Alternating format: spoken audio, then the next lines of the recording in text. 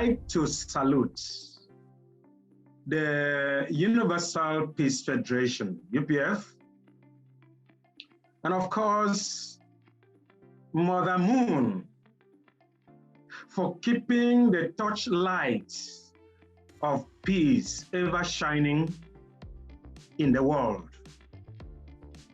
It is my considered opinion that the UPS vision and the massive investment of resources for the building of global peace, and particularly the peaceful reunification of the Korean Peninsula, as well as the ethical compass, which Professor Selova has just talked about, the compass of interdependence, of mutual prosperity, and universal values, for me, remain an eternal inspiration. It continues to be a phenomenal scratching of the consciences of world leaders and millions of people around the world in the pursuit of peace for the global human family. In this regard, Mother Moon, and indeed the UPF, could be regarded as the living conscience for the world peace, a living conscience of world peace. Now, concerning the rapprochement of Korean Peninsula, even though Professor Selova has just mentioned this and of course underscored this, I like to think of the ethical missing link.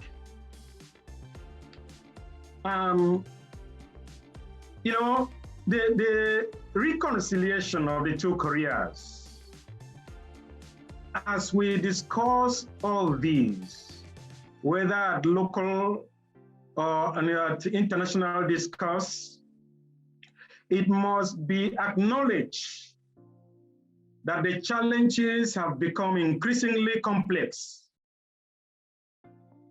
This implies that different parties and interests have collided to deepen the existing tensions. In the Korean Peninsula, interests of the conflict actors themselves and that of the allies are exacerbating political, economic, and military tension in the areas involved.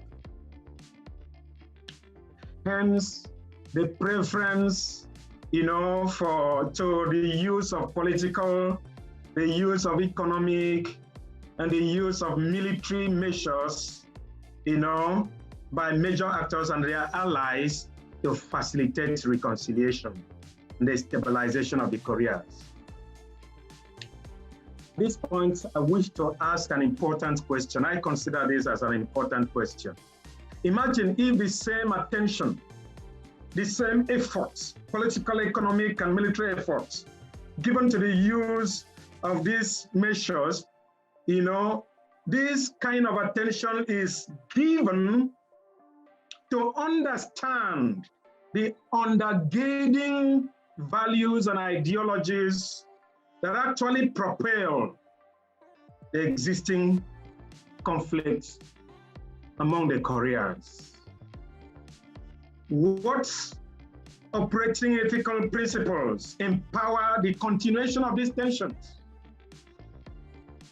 between the two Koreas? Why has the use of political, economic, and military measures defied many decades of stakeholders' efforts towards reconciliation? It is important to think about these. And I consider that they are really important if we are seeking solution to the ongoing tensions in the Korean Peninsula. Of course, we know that when complex societies face complex, challenges, solutions can never be found in isolationism or the adoption of a monologic approach. Complex challenges demand honest, dialogic approaches with multilateral institutions at local, at regional, and of course at international levels.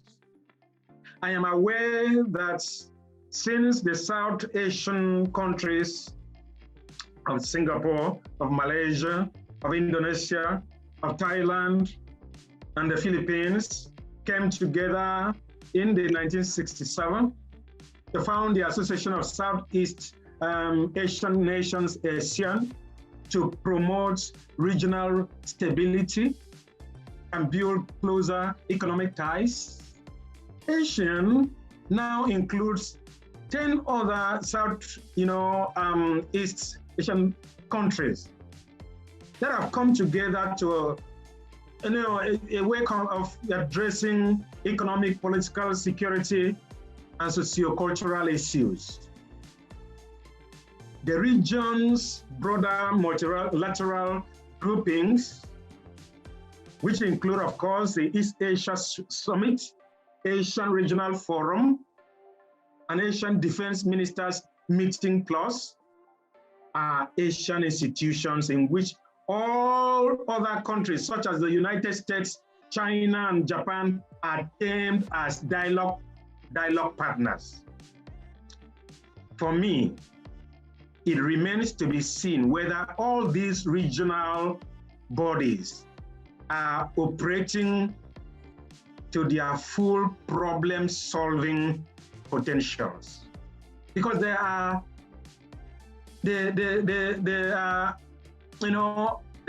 corporates in order to solve the regional problems. But I don't know. I can't tell how much they have solved these regional problems. In my understanding of dialogue as a transforming mechanism, two elements must receive equal emphasis for dialogue to be dialogue. And they are learning and, of course, relationship. Parties enter into dialogue as equals in order to learn more of one another's interests and feelings on a particular issue or issues, but they must also be prepared to cultivate and maintain mutually beneficial relationship afterwards. If not, it ceases to be dialogue, and let alone be honest. Meanwhile, both the willingness to learn from and with one another, and the maintenance of an enduring relationship depends on the underlying values of the dialogue partners.